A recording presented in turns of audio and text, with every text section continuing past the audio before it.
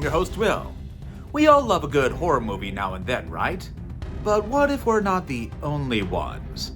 In this video, we're gonna go over the eldritch beings that love a good scare from the film The Cabin in the Woods. Let's get to it.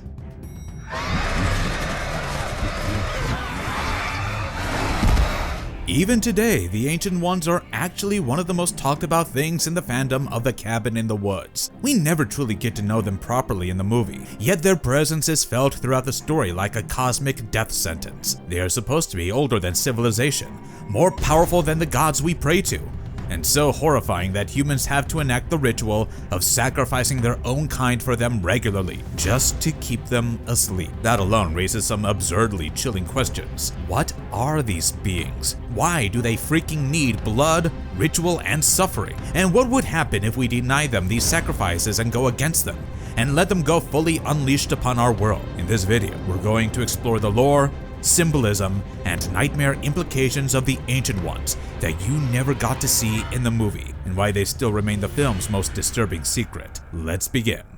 Who are the Ancient Ones? The Ancient Ones are a prehistoric race of beings that have lived on Earth long before humans. They used to exist during a time of destruction and monstrosities, and since the monsters went extinct, these entities became subterranean in nature. Many fans have assumed that they existed during the Precambrian era around 4.6 billion years ago, and back then, they spilled the blood of ancient creatures and monsters for amusement. They now remain dormant under the earth, but they still require a regular supply of blood from ritual sacrifices to stay sleeping for another year. The stakes are high because if the ritual fails, the Ancient Ones will wake up and destroy humanity, which we witness at the end of the movie. Ever since the beginning of human history, the rituals have been performed in one way or another. Clearly, appeasing the Ancient Ones has been a primitive form of worship, and back in the day, the ritual used to be as simple as tossing a girl into a volcano. However, with time, the rituals became more complicated because there was an increasing desire for entertainment among the Ancient Ones. As they demanded complex rituals,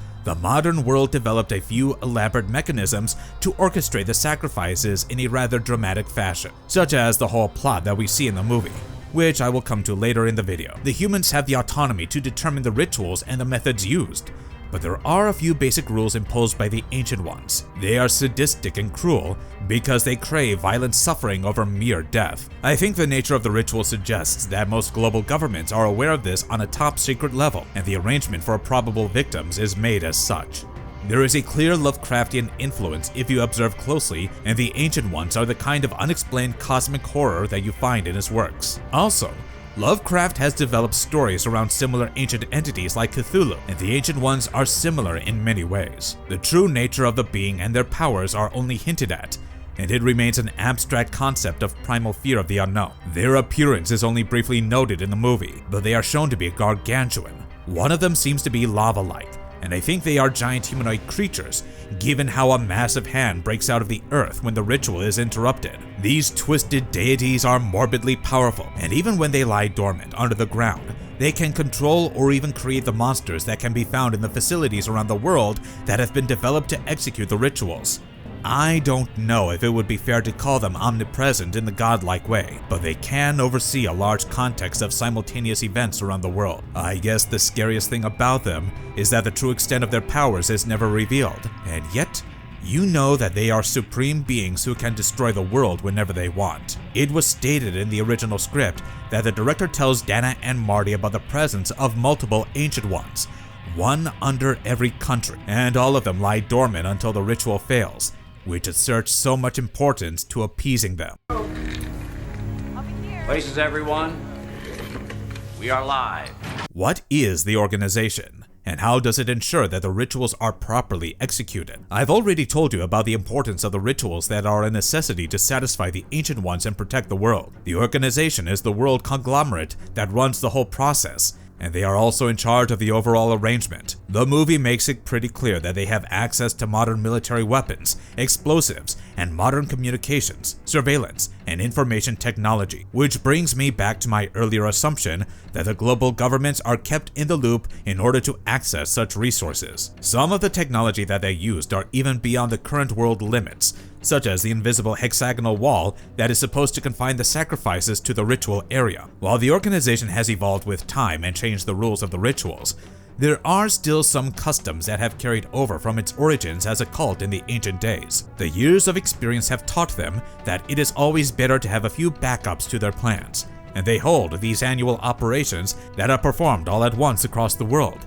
so that the chances of pleasing the Ancient Ones becomes a lot higher. Some of the known locations chosen to perform the rituals include the facility in the United States, where you see the events of the movie unfold, Buenos Aires in Argentina, Stockholm in Sweden, Madrid in Spain, Kyoto, Japan, Rangoon, Burma, and Berlin, Germany. What is the current ritual all about, and how does it unfold in the movie? The movie captures the ritual throughout the narrative, and you have a couple of engineers who discuss the preparations for the ritual. Before even the main story, it is revealed that the Stockholm operation failed recently, leaving only the facilities in Japan and the US. Then we have the 5 college students, Dana, Jules, Kurt, Holden, and Marty, who survive at the cabin in the woods to spend their weekend. The 2 engineers remotely control the cabin and its surroundings, and also manipulate the behavior of the students with mind-altering drugs. They are lured into the cellar, where they find strange objects. Dana finds the diary of Patience Buckner, who used to live in the cabin, abused by her sadistic family. When Dana reads the incantations from the diary, she awakens the whole Buckner family as zombies.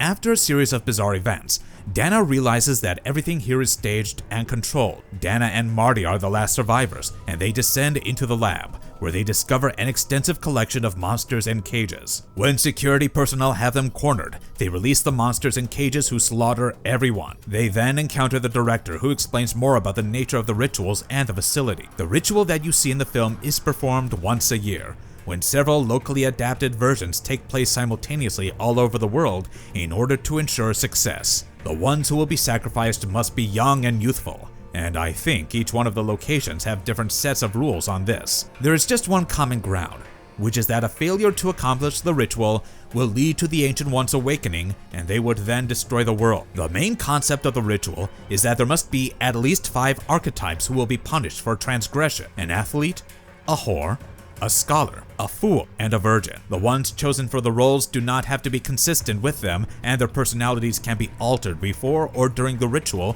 to execute it accurately. This is one of the most text-supported theories. Dana is not literally a virgin, Jules is not inherently a whore, and the others do not cleanly fit their labels either. The system works anyway because the gods want archetypal slots filled, not moral truth. A harbinger must warn them of their forthcoming deaths, and they must choose to disregard him. Also, the 5 individuals must choose their method of death by tampering with the items left behind for them. There is an order for the sacrifice, where the whore must be the first to die, and with each death, sacrificial blood must be poured onto stone tablets that symbolize the individual's archetype. Only the virgin's death is optional, as long as she suffers.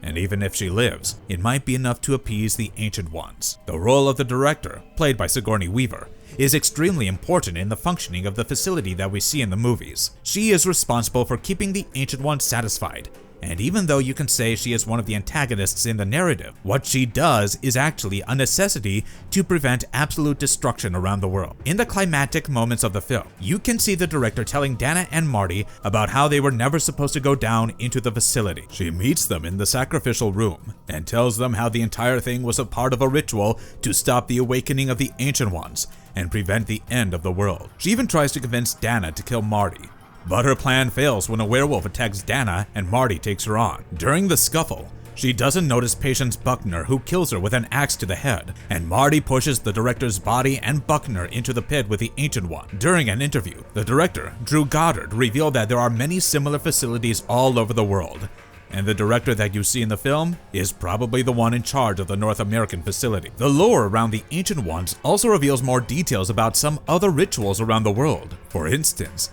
the Japanese ritual is quite different from the North American counterpart. Here, the ones chosen for the sacrifice are a lot younger, aged between 9 to 14 years.